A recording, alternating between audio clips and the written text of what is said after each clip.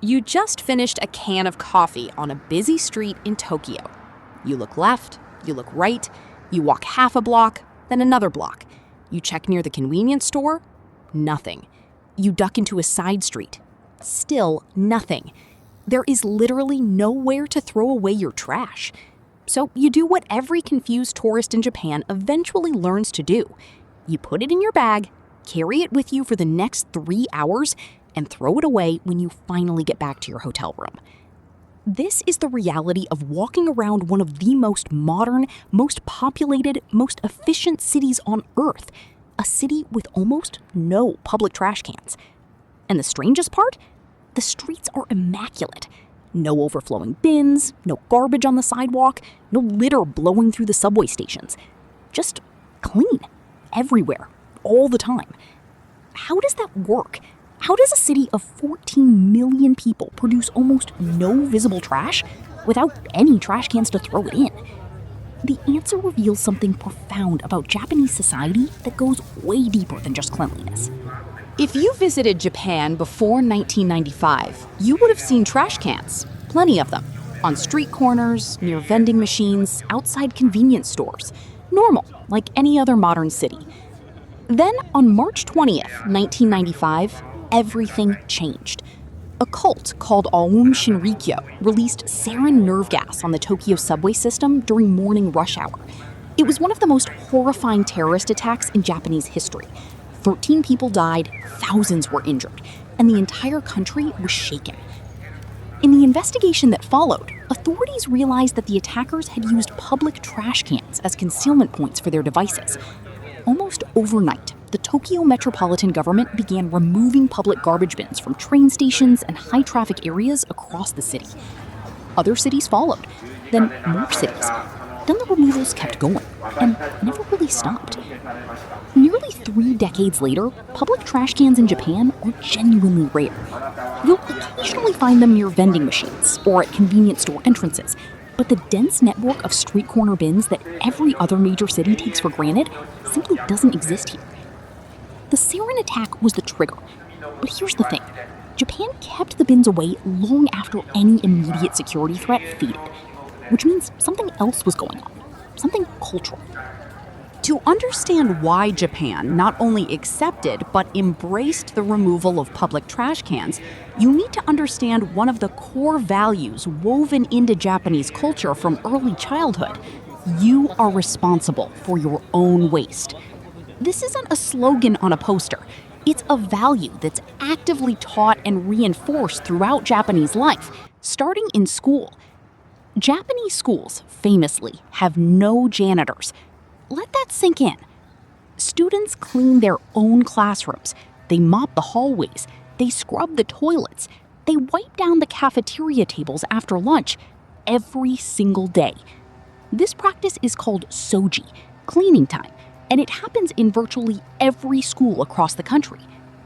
The message it sends is not subtle. You create mess, you clean it up. This space belongs to you, so you take care of it. By the time a Japanese child grows into an adult, the idea that you would leave your trash for someone else to deal with, on a street, on a train, in a park, feels genuinely uncomfortable. Not just impolite, almost inconceivable. This is fundamentally different from the relationship most Western cultures have with public space.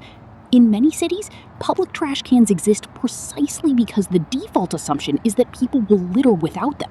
Remove the bins, and you get garbage on the streets.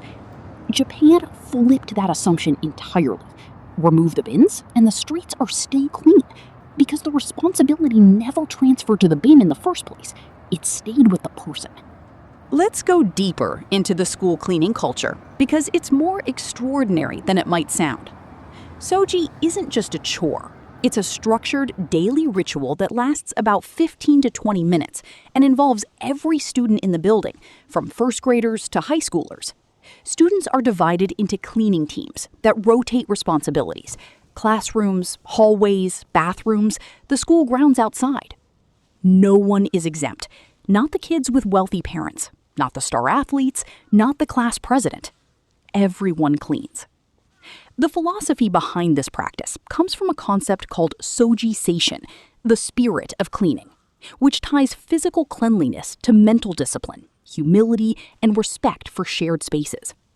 Cleaning is not degrading work to be outsourced to someone lower on the social ladder. It is a form of care, a way of showing respect for the environment you occupy. Japanese Buddhist and Shinto traditions reinforce this further. In Zen Buddhism, which has deeply influenced Japanese aesthetics and daily life, cleaning is considered a spiritual practice. Monks sweep temple courtyards not because the courtyard is dirty, but because the act of sweeping itself has value. It cultivates attention, discipline, and gratitude.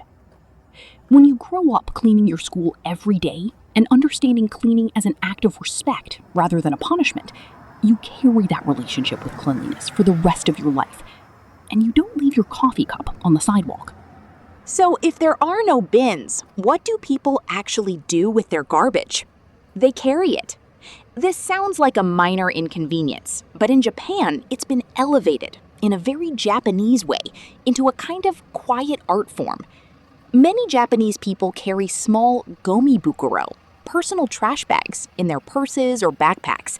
These are compact, often elegantly designed little pouches specifically for holding your waste until you find an appropriate place to dispose of it.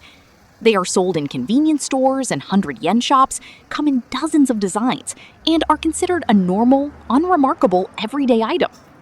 Think about what that represents. In most countries, the idea of carrying a personal trash bag would seem eccentric at best. In Japan, it's just practical preparation, the same way you'd carry an umbrella because it might rain. Convenience stores, kombini, are also a key part of the trash ecosystem.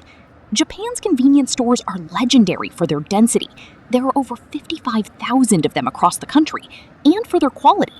Almost every konbini has a small trash bin just inside or just outside the entrance.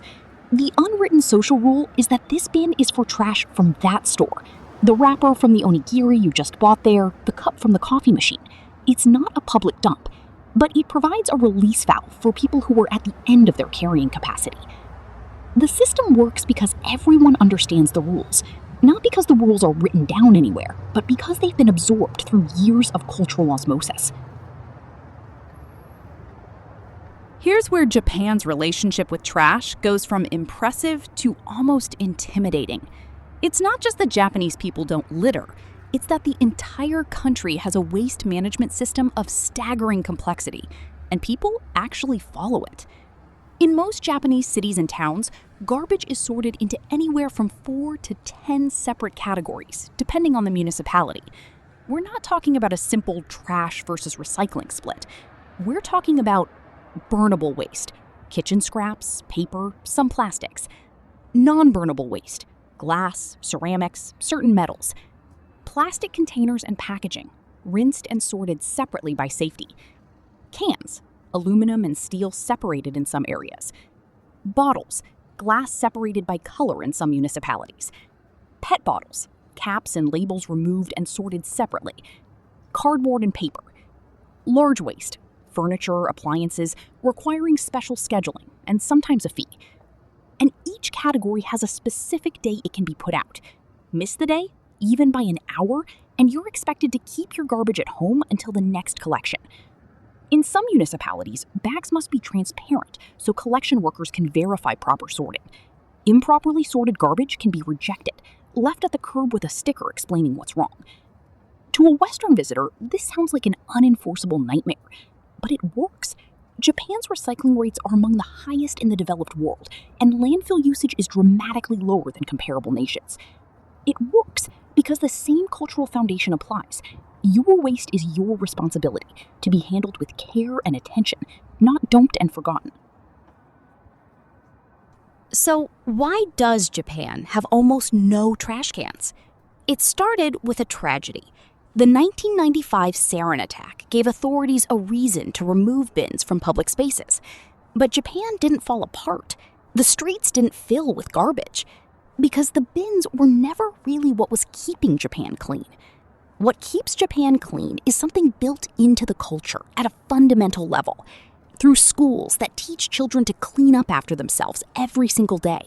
Through a philosophy that says your waste is your problem and no one else's. through a collective sense of responsibility for shared public space that most societies have simply never developed. The absence of trash cans in Tokyo is, in a strange way, a monument to trust, a declaration that the city trusts its residents to handle their own mess, and an acknowledgement that those residents have, generation after generation, earned that trust. The next time you're wandering Tokyo with an empty coffee cup in your hand and no bin in sight, don't be annoyed. Be impressed. You're watching one of the most remarkable civic agreements in the modern world play out in real time.